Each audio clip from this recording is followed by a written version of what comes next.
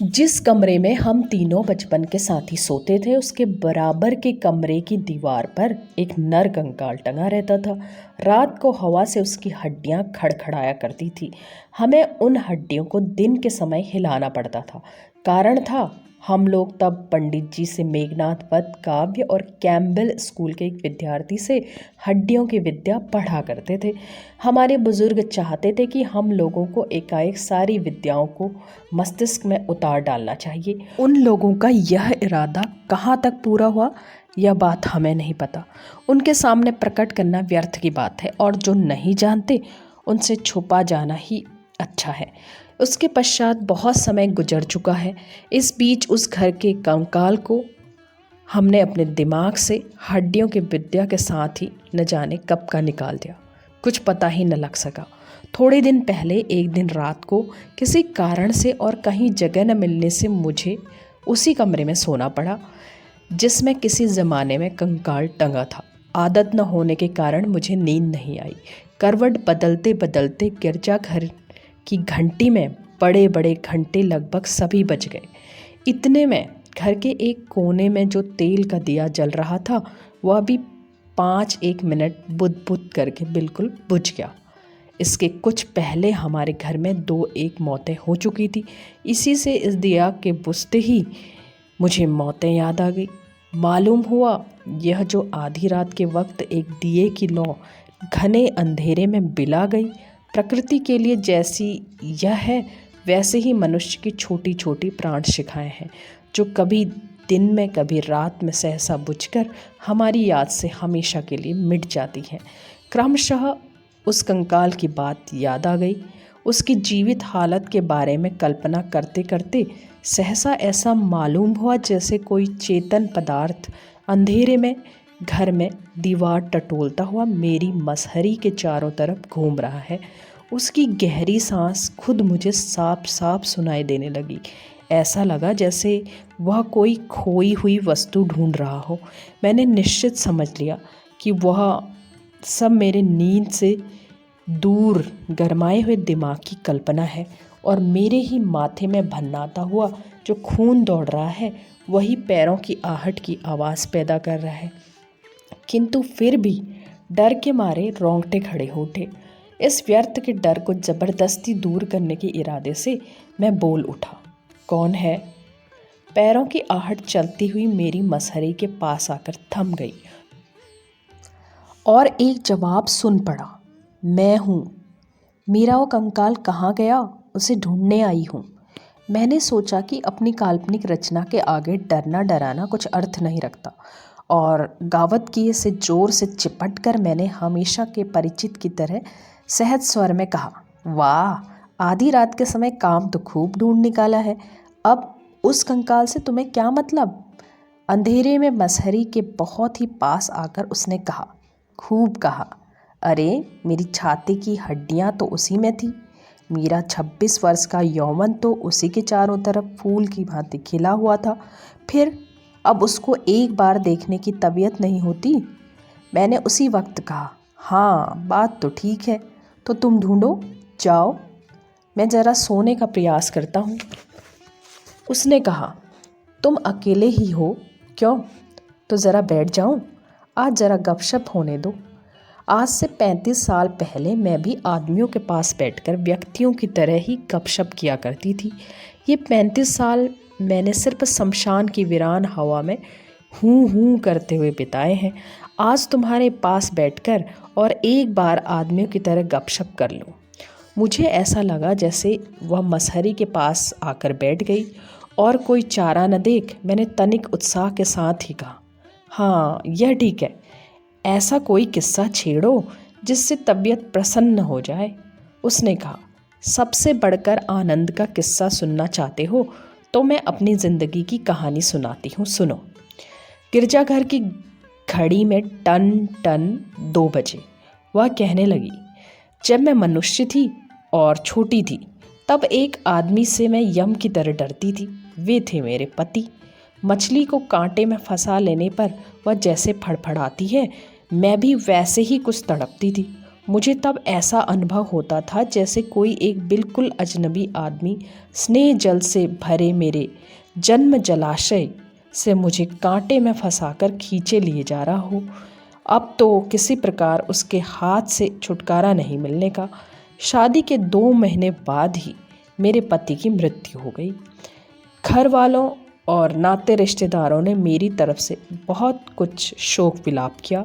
मेरे ससुर ने बहुत से लक्षण मिलाकर सास से कहा, शास्त्रों में जिसे विष कन्या कहा जाता है मैं वही हूँ। यह बात मुझे अभी तक बिल्कुल साफ तौर पर स्मरण है। सुनते हो, कहानी कैसी लग रही है? मैंने कहा, अच्छी है। कहानी का प्रारंभ में तो बड़ा आनंद आएगा। तो सुनो। आनंद से मायके लौट आई। धीरे धीरे आयु बढ़ने लगी। लोग मुझसे छिपाते थे, पर मैं खूब अच्छी तरह जानती थी कि मुझ जैसी खूबसूरत आसानी से नहीं मिलती। क्यों, तुम्हारी क्या राय है? हो सकता है, लेकिन मैंने तो तुम्हें कभी देखा ही नहीं। मेरा जवाब सुनते ही वह ठहाका मारकर हंस पड़ी। फिर कहने लगी, दिखा नहीं? क्यों, मेरा वह कंकाल? ही, तुमसे मजाक कर रही हूँ। तुम्हारे सामने मैं कैसे साबित करूं कि मेरी उस आँखों की खोखली हड्डियों के अंदर कमान सी खींची हुई भौरे सी काली बड़ी बड़ी 2 आँखें थी, और उन रंगीन होठों पर जो मीठी मीठी मुस्कान थी, उसकी अब इन उथरे हुए दांतों की विकट हंसी के साथ किसी तरह बराबरी ही नहीं हो सकती। मैं कैसे समझाऊं? इन्हीं इन्हीं गिनी लंबी सूखी हड्डियों के ऊपर इतना सुडौलपन था, और यौवन की इतनी कठिन कोमल सुघड़ पूर्णता खिली रहती थी। और तुमसे कहने में मुझे हंसी भी आती है और क्रोध भी। मेरे उस शरीर के कंकाल से हड्डियों की विद्या सीखी जा सकती है, यह बात उस जमाने में बड़े बड़े डॉक्टरों के दिमाग में भी ना आती थी। मुझे खूब याद है, एक डॉक्टर ने अपने एक खास मित्र से मुझे कनक चंपा उपाधि दी थी। उसका अर्थ यह था कि संसार के और सब आदमी हड्डियों की विद्या और शरीर तत्व के उदाहरण बन सकते हैं, किंतु मैं ही सिर्फ एक ऐसी हूँ जिसे खुशबूदार खूबसूरत फूल के अतिरिक्त और कुछ नहीं कहा जा सकता। कनक चंपा के अंदर क्या कोई कंकाल होता है? मैं जब चलती तो मुझे ऐसा लगता जैसे हीरे को हिलाने से उसके चारों तरफ उजाला चमचमाता है। मेरे शरीर के जरा से हिलने डुलने में वैसी ही सौंदर्य की चमक मानो अनेक स्वाभाविक हिलोरों में चारों तरफ बिखरी पड़ती हो। कभी कभी मैं बहुत देर तक अपने हाथ देखा करती, देखती कि संसार के सारे उद्यत पौरुष के मुंह में लगाम डालकर मिठास से उन्हें बस में कर सकते थे, ऐसे हाथ थे वे। सुभद्रा जब अर्जुन को लेकर बड़े पर्दे के साथ अपने विजय रथ को चकित 3 लोग के बीच में से होकर चला ले गई थी, तब शायद उनके ऐसे ही 2 अस्थूल सुडौल भुजाएं, गुलाबी हथेलियां और लावण्य शिखा के समान उंगलियां थी। किंतु हाय, मेरे उस बेशरम बेपर्दा निराभरण हमेशा के बूढ़े कंकाल ने तुम्हारे सामने झूठी गवाही दी है मेरी। तब मैं बेबस थी, कुछ बोल न सकती थी, इसलिए सारे संसार में मेरा सबसे अधिक क्रोध तुम ही पर है। ऐसा मन में आता है कि अपने उस 16 साल के जीवित और यौवन के ताप से तपे हुए ललाई युक्त रूप को एक बार तुम्हारी आंखों के सामने रख दूं, बहुत दिनों के लिए तुम्हारी आंखों की नींद उड़ा दूं, तुम्हारी हड्डियों की विद्या को अस्थिर करके देश निकाला दे दूं। मैंने कहा, तुम्हारी देह होती तो मैं तुम्हारी देह छूकर कहता कि उस विद्या का रत्ती भर भी ज्ञान अब मेरे मस्तिष्क में नहीं है। तुम्हारा वह दुनिया को मोह लेने वाले यौवन का रूप निशित रात्रि के इस अंधेरे पट पर चमचमाकर खिल उठा है। बस अब अधिक न कहलाओ। वह कहने लगी, मेरी कोई सखी सहेली न थी। भैया ने प्रतिज्ञा कर ली थी कि वे शादी न करेंगे। घर में सिर्फ मैं ही अकेली थी। बगीचे में पेड़ के नीचे बैठी बैठी मैं सोचा करती, तमाम दुनिया मुझसे ही प्रेम करती है। आकाश के सारे तारे मुझे ही देखा करते हैं। वायु छल से बार बार गहरी सांस के रूप में मेरी ही बगल से निकल जाया करती है। जिस घास पर पैर पसारे बैठी हूँ उसमें अगर चेतना होती तो वह भी मुझे पाकर फिर से अचेतन हो जाती। मुझे मालूम होता संसार के सारे युवक उस घास के रूप में दल बांधकर शांतिपूर्वक पास खड़े हैं। दिल में बिना कारण न जाने कैसी एक वेदना का अनुभव करती थी। मेरे भैया के मित्र शशि शेखर जब मेडिकल कॉलेज की अंतिम परीक्षा पास कर चुके तो वे ही हमारे घर के डॉक्टर हुए। पहले मैं उन्हें ओट में से छिपकर कितनी ही बार देख चुकी थी। भैया बड़े अजीब आदमी थे। दुनिया को मानो वे अच्छी प्रकार देख न सकते थे। समझो दुनिया उनके लिए काफ़ी खुली हुई न थी, इसलिए हटते हटते वे बिल्कुल उसके एक किनारे पर जा पहुँचे थे। उनके मित्रों में बस एक शशि शेखर ही थे, इसलिए बाहर के युवकों को मैं सिर्फ शशि शेखर को ही सदा से देखती आई थी। और जब मैं शाम के वक्त फूलों के पेड़ के नीचे साम्राज्ञी की तरह आसन जमाकर बैठती, तब ऐसा लगता जैसे सारे संसार के पुरुष जाति शशि शेखर की मूर्ति धारण करके मेरे चरणों के पास आकर सहारा लेना चाहती हैं। सुन रहे हो ना, कहानी कैसी मालूम होती है? मैंने एक गहरी सांस लेकर कहा। मालूम होता है मैं अगर शशि शेखर होकर पैदा होता तो अच्छा रहता। वह कहती गई, पहले पूरी कहानी सुन तो लो। एक दिन की बात है, बदली से भरा दिन था। मुझे बुखार चढ़ा। डॉक्टर साहब देखने भीतर आए। यही उसकी और मेरी सर्वप्रथम मुलाकात थी। मैं खिड़की की ओर मुंह किए लेटी थी, जिससे सूरज डूबने की लाल आभा चेहरे पर पड़े और उसका फीकापन जाता रहे। डॉक्टर ने घर में घुसते ही मेरे मुंह की तरफ एक बार देखा और मैंने भी मन ही मन अपने को डॉक्टर मानकर कल्पना से अपने मुंह की ओर देखा। शाम के गुलाबी उजाले में नरम तकिए पर लापरवाही से पड़ा हुआ मेरा वह चेहरा मुझे कुछ मुरझाया हुआ सा कोमल फूल के जैसा प्रतीत हुआ। बिखरे हुए घुंघराले बाल माथे पर उड़ रहे थे और शर्म से झुकी हुई मेरी बड़ी बड़ी आंखों की पलक कपोलों पर छाया डाल रही थी। डॉक्टर ने नरमी के साथ मुलायम आवाज़ में भैया से कहा, एक बार नाड़ी देखनी होगी। मैंने रेशमी फर्द में से अपना थका हुआ गोल मटोल गोरा हाथ निकाल दिया। एक बार हाथ को निहार कर देखा। उसमें यदि नीले रंग की कांच की चूड़ियाँ पहने होती तो वह और भी अच्छा लगता। रोगी का हाथ थामकर नाड़ी देखने में डॉक्टर की ऐसी शरारत मैंने पहले कभी न देखी थी और न सुनी थी। उन्होंने छूने से डरती और कांपती हुई उंगलियों से मेरी नाड़ी देखी। वे मेरे ज्वर को समझ गए। ज्वर में गर्मी थी और मैंने भी उनके मन की नाड़ी कैसी चल रही है इसका थोड़ा थोड़ा आभास कर लिया। क्यों यकीन नहीं होता? मैंने कहा। न यकीन करने का कोई कारण भी नहीं दिखता। आदमी की नाड़ी हर समय एक सी थोड़ी चलती है। वह कहने लगी, धीरे धीरे और भी 2-4 बार रोगी और स्वस्थ होने के बाद एक दिन मैंने देखा कि मेरी शाम की मन की सभा में संसार के करोड़ों व्यक्तियों की संख्या घटते घटते अंत में एक पर आकर ठहर गई। मेरी दुनिया करीब करीब सूनी सी हो गई। दुनिया में सिर्फ एक डॉक्टर और एक रोगी बचा रह गया। शाम होते ही मैं चुपके से उठकर बसंती रंग की साड़ी पहनती, अच्छी तरह जूड़ा बांधती, उस पर बेला के फूलों की माला लपेटती और फिर एक दर्पण लेकर बगीचे में जा बैठती। क्यों? अपने को देख देख कर क्या तृप्ति नहीं होती थी? सचमुच नहीं होती थी, क्योंकि मैं खुद अपने को नहीं देखती। मैं तब अकेली बैठकर दो हो जाती। मैं तब डॉक्टर बनकर स्वयं को खूब निहार निहार कर देखती, देखकर मोहित हो जाती, खूब प्रेम करती, लाड़ प्यार करती और फिर दिल के भीतर गहरी सांस उठ उठ कर शाम की आंधी की भांति साए साए करके हाहाकार कर उठती। तब से मैं अकेली नहीं रही।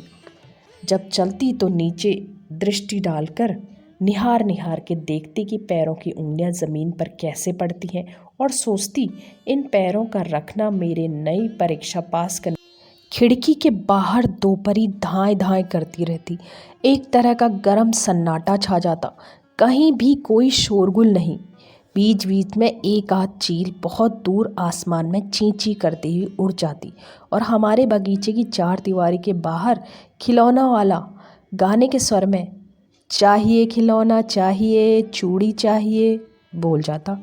मैं खुद तब अपने हाथ से बिछौना करके उस पर एक धुली हुई सफ़ेद बारीक चादर बिछाकर सो जाती और अपनी एक उघड़ी हुई बाह को कोमल बिछोने पर अनादर से रखकर सोचती, इस हाथ को इस प्रकार से रखते हुए मानो किसी ने देख लिया, मानो किसी ने दोनों हाथों से उठा लिया, मानो आहिस्ता आहिस्ता वह लौटा जा रहा है।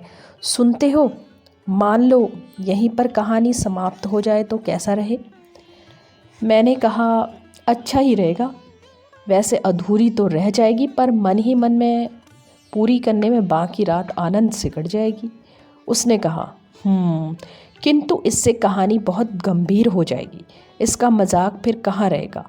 इसके भीतर का कंकाल अपने सारे दांत किटकिटाता हुआ कहाँ दिखाई देगा? हाँ, फिर इसके पश्चात सुनो। ज़रा प्रैक्टिस बढ़ते ही डॉक्टर ने हमारे मकान के नीचे एक दवाखाना खोल दिया।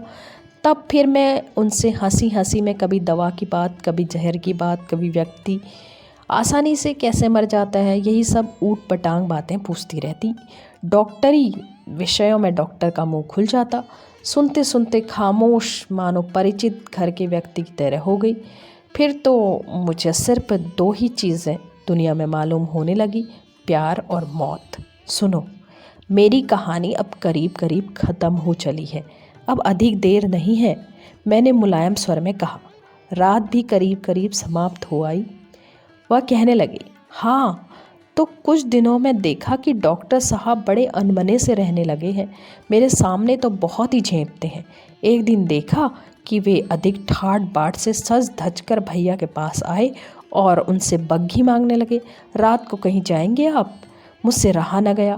भैया के पास जाकर बातों ही बातों में मैंने पूछा, भैया, डॉक्टर साहब आज बग्घी लेकर कहाँ जा रहे हैं? संक्षेप में भैया ने कहा, मरने। मैंने कहा, बताओ ना भैया। उन्होंने पहले की बनिस्बत कुछ और खुलासा करके कहा, शादी करने। मैंने कहा, सचमुच? और खूब खिलखिलाकर हंसने लगी। धीरे धीरे मालूम हुआ कि इस ब्याह में डॉक्टर को 12,000 रुपये मिलेंगे, किंतु मुझसे यह बात छिपाकर मुझे जलील करने की क्या अर्थ है? मैंने क्या उनके पैर पकड़कर कहा था कि ऐसा काम करने से मेरी छाती फट जाएगी, मैं मर जाऊंगी? पुरुषों का विश्वास नहीं। दुनिया में मैंने सिर्फ एक ही मनुष्य देखा है और एक ही क्षण में उसके बारे में पूरी जानकारी प्राप्त कर ली है। डॉक्टर रोगियों को देखकर जब घर लौटे तो मैंने खिलखिलाकर खूब हंसते हंसते कहा, क्या डॉक्टर साहब, मैंने सुना है कि आज आपकी शादी होने वाली है। मेरी हंसी मजाक देखकर डॉक्टर सिर्फ शर्माए ही नहीं, बल्कि उनका चेहरा फक पड़ गया। मैंने पूछा, गाजे बाजे कुछ नहीं बुलाए क्या? सुनकर उन्होंने एक लंबी सांस ली और बोले, शादी क्या इतने मज़े की चीज़ है? हंसते हंसते मैं लोटपोट हो गई। मैंने ऐसी बात तो पहले कभी नहीं सुनी थी। मैंने कहा, सो नहीं होगा? बाजे होने चाहिए, रोशनी होनी चाहिए, पूरा ठाट बाट तो होना ही चाहिए।